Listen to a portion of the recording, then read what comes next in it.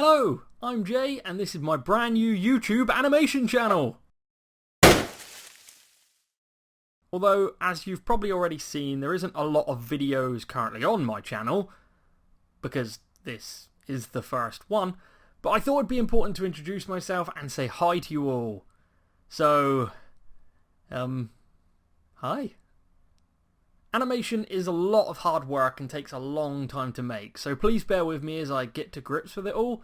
I mean, do you know how hard it is just to make an animated character walk convincingly? Okay, here goes.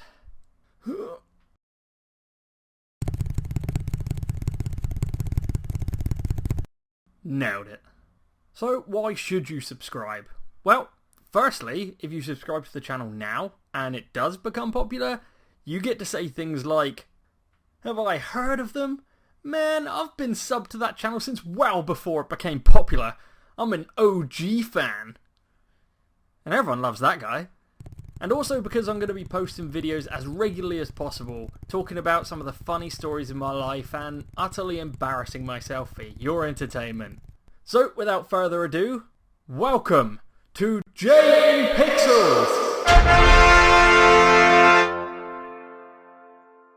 So some of you may think that because I spend most of my time making YouTube videos for literally anyone in the whole world to watch, that I must be pretty good at talking to people. Quite the chatterbox, the life of the party, a goddamn conversational wizard. Well, actually, no. Remember, 99% of my time making videos is spent sat in a room on my own, and occasionally speaking into a microphone. And the other 1% is venturing out of my room to go to the bathroom, and to be honest, I'd even cut that out if I could. Quite frankly, if you think that I must be a blueprint of social activity, then you have clearly never seen me try to pluck up the courage to speak to a shop assistant. Have you asked him yet? No, not yet. He looks kind of busy. Maybe we should just come back later. He's standing right there. Just go and talk to him. I will. I'm just waiting for the right moment, is all. Oh, sorry. Can I help you, sir? Ah! Okay, I'm not that bad anymore. But to this day, I will not go into a shop if the number of sales assistants wandering around outnumber the number of customers already in there. We'll call it Jay's ratio. Although, I don't know what I think will happen if one were to approach me. Hello, sir. Is there anything I can help you with? Oh, hi. Yes, I was just checking to see if you have this in stock. Oh, sure. Let me just take a look and, What's this? Nobody's buying these anymore. I mean, how dumb are you? Oh my god. Everyone come take a look at this loser. I remember when I was around 15 years old, peak awkward teen years, and I had a little evening job stacking shelves in my local supermarket. I remember standing there every evening, just keeping things topped up and of course trying to avoid eye contact with absolutely anyone. When one evening this woman walks round the corner into my aisle and starts heading straight towards me. Oh no, she's looking straight at me. She's gonna talk to me. She might even ask me a question. Please, God, get me out of this situation. And just as I thought that, this woman's feet went straight out from underneath her. I don't even know what it was she tripped on, but this honest to God looked like something from a Wile E. Coyote cartoon. Now, as you can imagine, this put me in quite the uncomfortable position. I now had a choice to make. Plan A, help this poor woman up, back to her feet, check she's okay, and help her with the rest of her shopping like any normal, decent, helpful member of society would. Or, Plan B, absolutely freeze on the spot in utter fear of the situation until an actual functional adult comes to save the both of us. Okay, Jay, we are down to just 2 doors, and we are gonna need an answer from you. Oh... Okay, I'll take B. Okay, let's open the door and see what you've won. Oh, and bad luck, it looks like you are a terrible human being. Don't worry, there were plenty of other people around that helped the woman up and she was absolutely fine. In fact, the moment she was back to her feet, she just continued shopping. And I ran away and hid in the stockroom. Of course, as you get older, you'll naturally grow up, gain some confidence, and actually start being able to interact with the world like a normal person. Or at least that's what people told me. However, I'd now be classed as a fully grown adult, and yet I will still refuse to answer my phone to any unknown number that calls me. Maybe my family are in trouble. Maybe my friends need me. Maybe I've won all kinds of wealth and riches. Well, I'll never know, because instead I'm just going to stare at my screen in the stone cold fear of yet another awkward social situation. But, wait, no, this is ridiculous. What am I afraid of? I can do this. Hello? Hello, sir. That item you requested is back in stock. Loser. With around 8 billion people on this planet and limited space, unless you are living on the moon, it is inevitable that we are going to have to live side by side with one another. And these people we call neighbours. Now, if you're lucky enough to have grown up on maybe a huge farm or in some massive mansion with acres of surrounding land, yeah, you may not have had this problem. However, if you're anything like the rest of us simple average peasants, when you finally grow up and move into your own place, you won't just have one neighbour, you'll have several. You'll most likely be living in a small one-bedroom apartment surrounded by other fellow human beings that you will gradually grow to despise. Or at least that was my experience, because when I finally moved into my own place, I shared the building with 4 other apartments. That is at least 4 new potential friends, you may think. Well, no. So let's go through all these potential friends and find out how they made their way to mortal enemies. Firstly, let's start with the apartment to my right. This apartment was actually the only one that covered 2 floors, and it had a large family living there. A large family which presumably hated each other. Because from the moment I woke up to the moment I went to sleep, all I would hear was...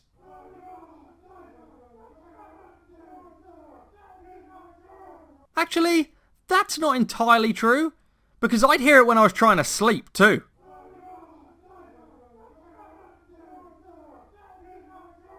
With this family's love for all things argument, let's call these guys the debate team. Now let's move on to neighbour number 2, the neighbour to my left. And this neighbour I've never actually met. In fact, I've never even heard this neighbour, never so much as crossed paths. So, how did this guy get on my top 10 most hated list? Well, there's something I haven't yet mentioned about this guy, and that is that he didn't live alone. He had a dog. Now, I love dogs. I love all animals. However, this thing was no standard dog. This thing was a spawn of Satan himself, sent from hell just to torment me. This thing would bark directly at my wall for hours on end. I literally had to wear headphones all evening just to drown it out. We will call this neighbour the irresponsible dog owner. So if the screaming family and barking dog weren't enough to drive me crazy, let me introduce you to neighbours number 3 and 4. These neighbours live directly below the irresponsible dog owner, one after another. So we'll start with neighbour number 3. A young couple. And unlike the debate team, these two got on very well. Like, exceptionally well. These two were very much in love, but they didn't mind if everyone else had to hear about it. Luckily though, these neighbours didn't actually live there very long, so we will just call these two the lovers, which seems appropriate because they were then replaced by neighbours number 4, the fighters. This family would drink all the time, shout, scream, damage property. These guys were probably the worst. They even smashed down our fence one night while fighting each other and simply tried to blame the wind. And that simply leaves neighbour number 5. The neighbour that lived directly below me. These were the neighbours that actually led to me moving out. Because these guys were amazing. We got on great. We had game nights, ordered pizzas. I still see them to this day. They were the best neighbours I ever had. So, why did I move out because of them? Well, because they moved out first. What if I was a nightmare neighbour they wanted to get away from? But when they moved out, I knew it was time to leave. Because with the luck in neighbours I had, who knows who would have moved in after them? So as it happens, you're very much in luck, sir, because this place is ready to move in straight away. So I am not still in school. In fact, it's been many years since my school days ended, but considering how outdated things felt back then, I'm guessing not much has probably changed. But back in my day, we had tests fairly regularly. And hey, don't we all love test day? The perfect combination of crippling anxiety teamed with the incredibly creepy atmosphere of being put in a room with 30 other kids in such complete silence that you could even hear your pen running across the page.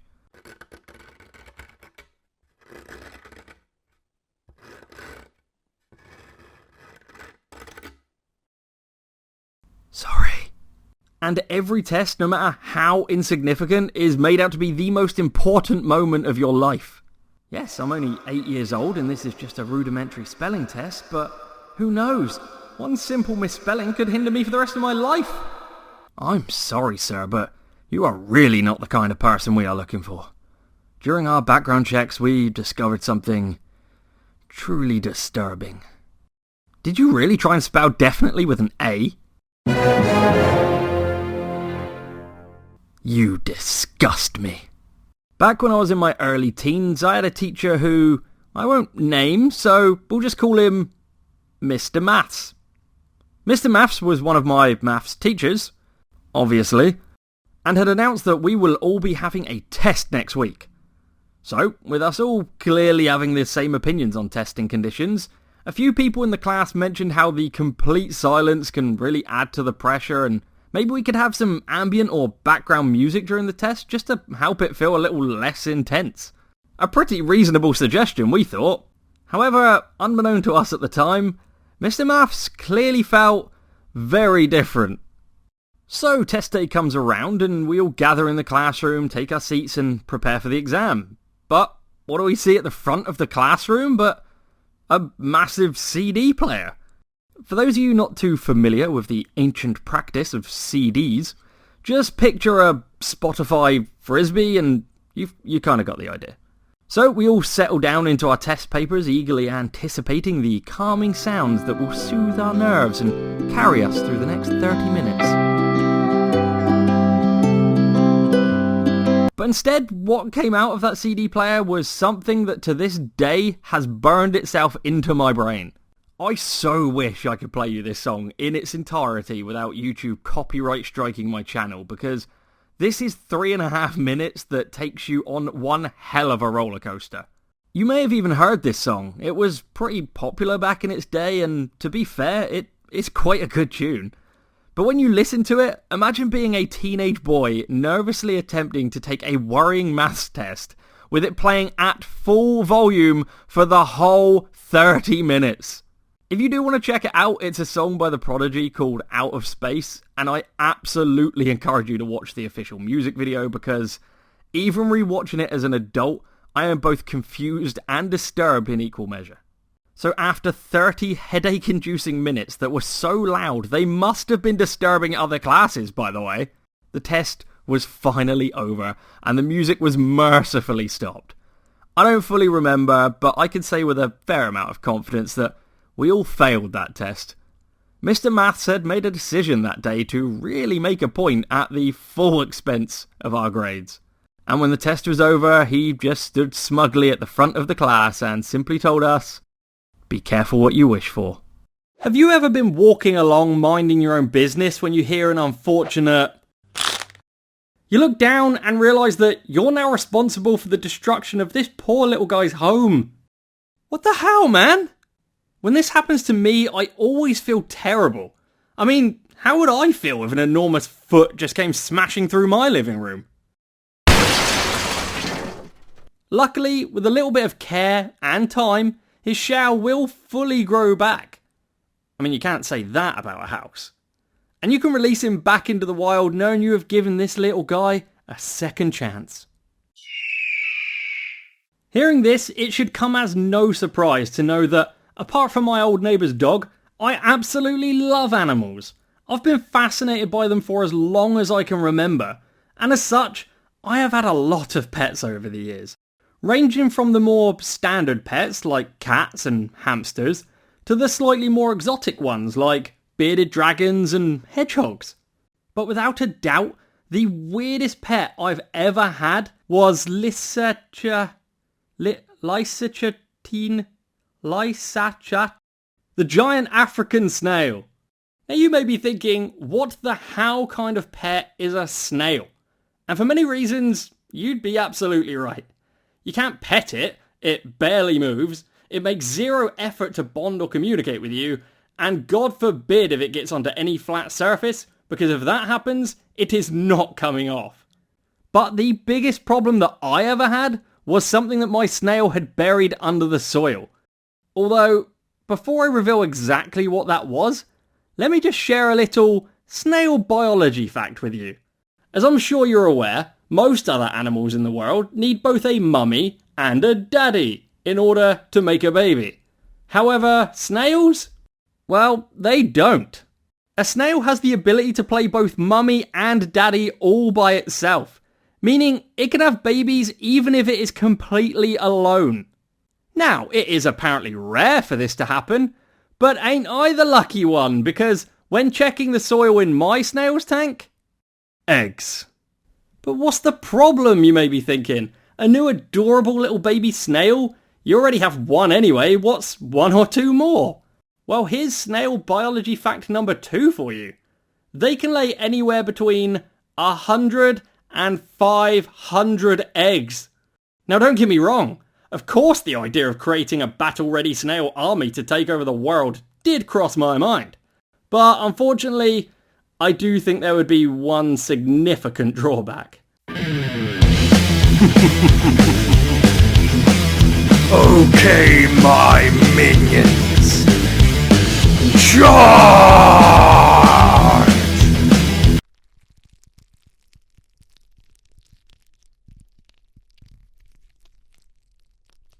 So obviously I was now going to have to find brand new homes for all of them. Luckily though, of the mountain of eggs laid, only around 30 of them hatched. And after what felt like a lifetime of caring for these newborn creatures, my local pet shop finally came to the rescue and agreed to take them off my hands. I was extremely relieved, as you can imagine, because if they hadn't, I have no idea what I would have done with them. Even just releasing them into the wild is not allowed here in the UK because they're considered a danger to the ecosystem.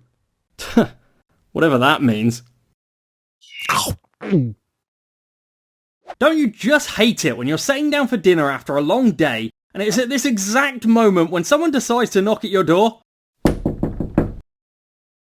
You get up from your meal already now in a bad mood and find that it's some goddamn inconsiderate salesman just trying to sell you a bunch of overpriced stuff you don't even need.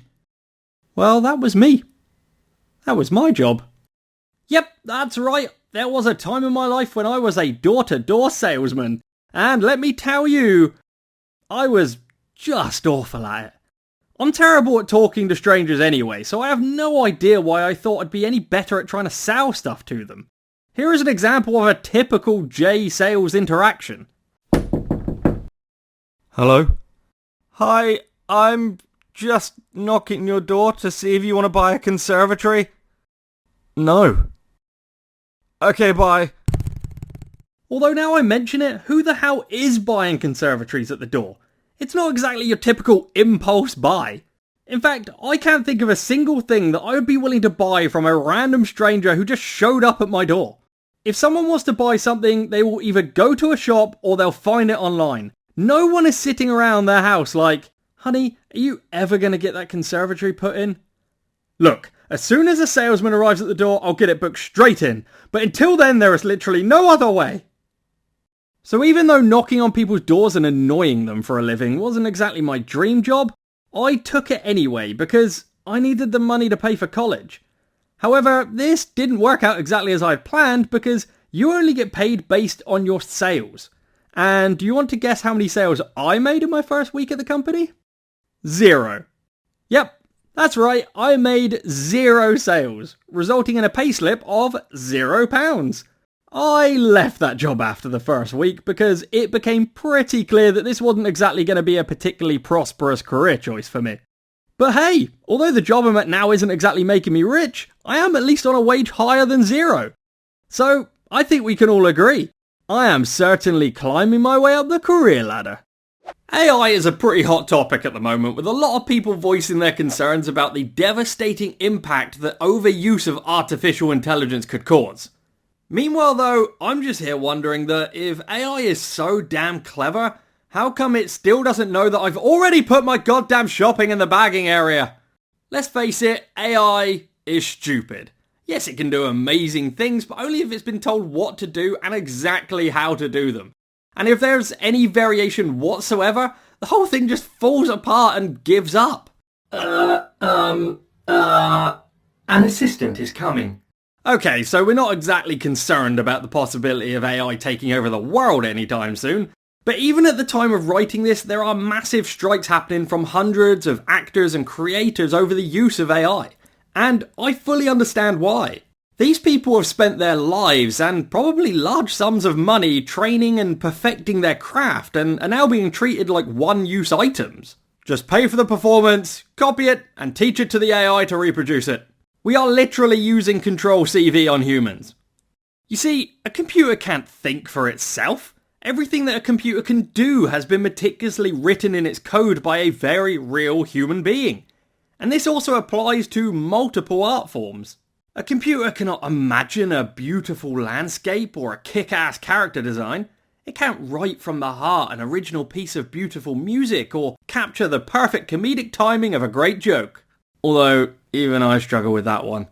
It also doesn't understand human taboos or offensive content, so it's only a matter of time before we see an AI sat on some chat show making a public apology. But you may be thinking, Jay, I can give you tons of examples of computers doing amazing things. And yeah, you probably could, but I've got some bad news for you. The computer cheated.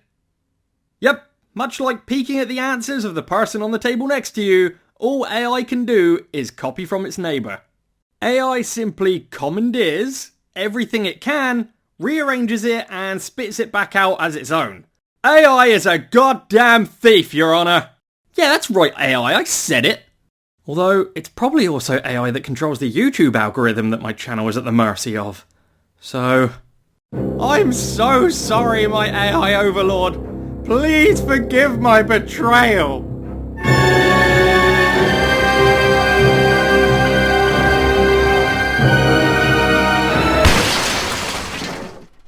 On the 14th of February 2005, we witnessed the birth of YouTube. And only 1 year later, in 2006, YouTube was bought by a small independent company, you've probably never heard of them, called Google for a modest $1.65 billion. That is not bad for a year's work.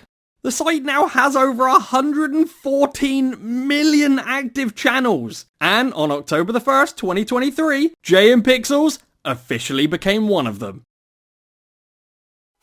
Hello, I'm Jay, and this is my brand new YouTube animation channel. Okay, that's enough of that. So I have now been making videos for 1 whole year. And I've seen a lot of YouTubers doing a "how much did I earn in my first year on YouTube" style video. So I thought I'd throw my hat in the ring and do the same. So, here goes. In my first year on YouTube, I made nothing. Yeah, I'm pretty sure YouTube doesn't even know I exist yet. But hey, we've all got to start somewhere, right? So this video, as well as marking Jay and Pixel's first birthday, is also an opportunity for me to just say thank you to you watching right now. And to everyone who's been hitting all the buttons, like, share, subscribe, and patiently waiting for the videos to roll out month by month. I may be making the videos, but it's all of you guys that are helping the channel to grow, and I've been overwhelmed by the level of positivity and support. So here is to many more years of my silly little cartoons, and hopefully one day reaching a point where YouTube actually knows who I am. Hey, follow those dreams, kids!